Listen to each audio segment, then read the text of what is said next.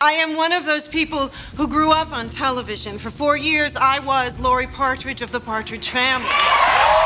From the moment Susan Dey first appeared on the Partridge Family in 1970, she captured America's heart with her porcelain beauty and composed presence.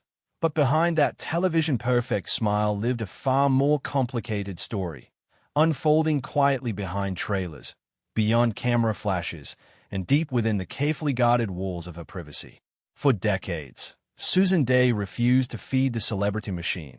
She made startling choices, kept shocking secrets, and eventually vanished, leaving behind a legacy more mystifying than scandalous. Sometimes, things are so secure they become frightening. In a world driven by overexposure, she achieved something rare. She left nothing to the imagination, not by revealing everything, but by vanishing before we could see it all. Now, it's time to tell everything and understand Susan Dey in her true form. Try not to gasp. The casting that shouldn't have happened, happened. Hollywood was polished, rehearsed, and relentlessly competitive, especially in an era when aspiring actresses fought tooth and nail for every screen test. Susan's leap into the national spotlight felt almost accidental, miraculous. At 17, she was a fresh-faced model known for her curious eyes and girl-next-door charm. Not an actress and not trying to be one.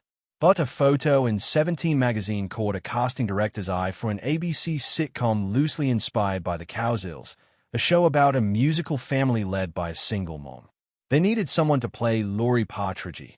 Clever, grounded, graceful. Someone pointed to Susan's picture and said, "That's her." It didn't matter that she had zero acting experience, not one screen credit, no training, no theater monologues. She'd never even faced a film camera. Yet something about her innocence and poise convinced producers she could carry it. She was flown in, handed sides, and thrown into a crash course in performance. The early days were brutal. Susan looked ready to bolt. She didn't know how to hit a mark or project a voice. Her hands trembled, her lines faltered, and directors reportedly exchanged anxious glances. But she listened. She learned. She mirrored her co-stars. Slowly, her natural instinct began to shine. Producers noticed her sponge-like absorption of direction. Still, she was visibly nervous and socially distant. An assistant director recalled wondering whether she even wanted to be there. Off camera, she disappeared into her trailer, avoided lunches, avoided bonding. Some saw immaturity. Others, in hindsight, recognized deeper anxiety. A girl thrust into a life she never asked for. Yet on screen, Laurie Partridge came alive. Confident, witty, magnetic. Viewers adored her. Fan mail poured in. And Susan Dey became America's sweetheart. Though behind the glassy lights and canned laughter, she was still a reluctant star, trying to hold on to herself. On the show, she was calm and composed. Off set, she was painfully shy. A crew member remembered how she'd nod politely, then slip away while castmates like Danny Bonaduce and David Cassidy thrived in the spotlight. Interviews drained her. Autograph signings overwhelmed her. Fame didn't feel like success. It felt like exposure. In the 1970s, social anxiety had no vocabulary. Quietness was mistaken for arrogance. But those who knew her understood. Susan wasn't mysterious. She was protecting herself.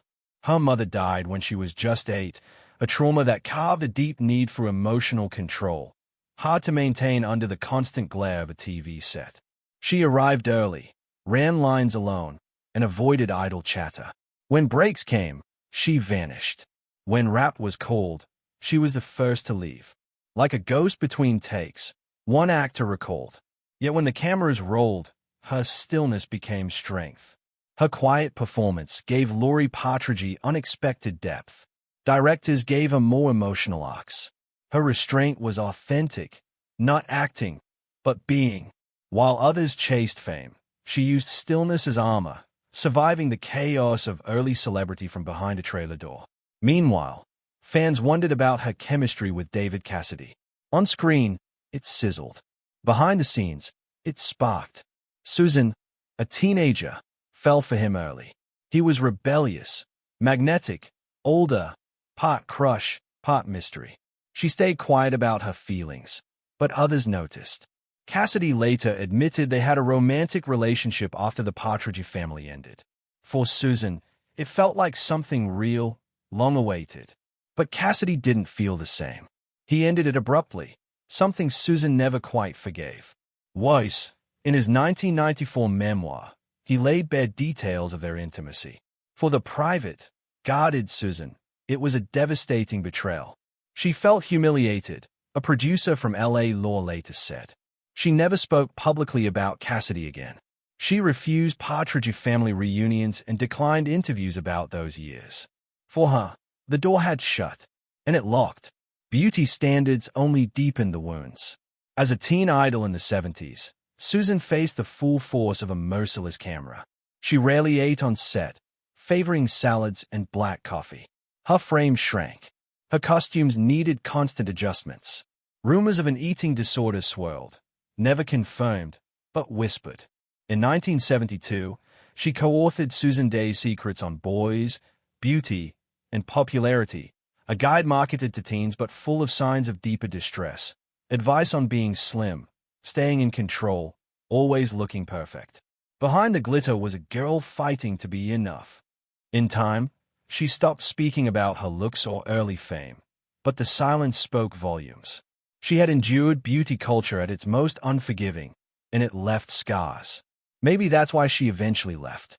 But before vanishing, she staged one of TV's most unexpected reinventions. After nearly a decade out of the spotlight, Susan stunned casting directors in 1986 when she landed the role of Grace Van Owen, a tough, idealistic attorney in L.A. Law. The shy girl from the Partridge family had transformed, and she was just getting started. The obvious choice? Hardly. Her name raised eyebrows, and the executives hesitated.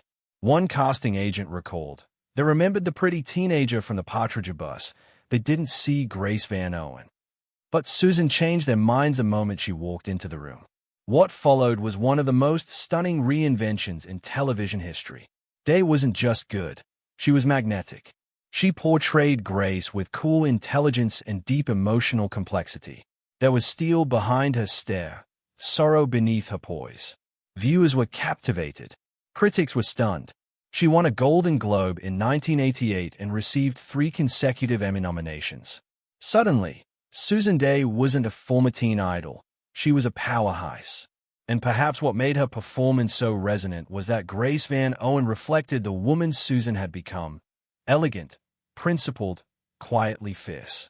The role wasn't just a career move, it was a reclamation. She had full control of her image, said a fellow cast member. No one was telling her how to smile, dress, or talk anymore. She wasn't Laurie Partridge playing pretend. She was Susan Day, and she had arrived. In that transformation, she accomplished what few child stars ever do. She transcended the character that once defined her. Maybe it's because she was willing to do what others wouldn't. She took risks Hollywood didn't expect. After L.A. Law, many assumed she'd lean into safe prestige projects. Instead, she dove into bold, controversial territory, not for scandal, but for substance.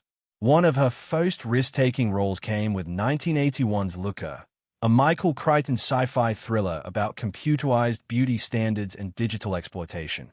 Day played a high-fashion model caught in a conspiracy that eerily foreshadowed today's CGI influences and algorithmic perfection. At the time, the film was too strange, too stylized.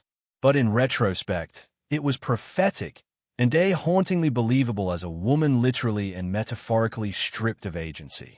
She knew the themes were ahead of their time, said a producer. She didn't do it to be edgy. She did it because it mattered. Then came 1985's Echo Park, a gritty indie in which Day portrayed May, a struggling single mother who turns to stripping to support her son. The performance was raw, unglamorous, and unrecognizable from her wholesome past. Critics were split. Some weren't ready to see her outside the Partridge frame, but others praised her bravery. She made people uncomfortable on purpose, said a co-star. She was challenging the idea that beautiful women should always smile. These weren't career-defining hits, and she knew it. But they allowed her to explore womanhood in ways Hollywood rarely permitted. She wasn't chasing fame. She was chasing truth. That truth extended to her real life, too. In 1988, at the height of her LA law success, Day made a radical choice. She stepped away from public life and into quiet domesticity. That year, she married television executive Bernard Safransky, becoming a stepmother to his children. The wedding was intimate and low profile. No tabloids, no exclusives. From then on, Susan built a life beyond the cameras.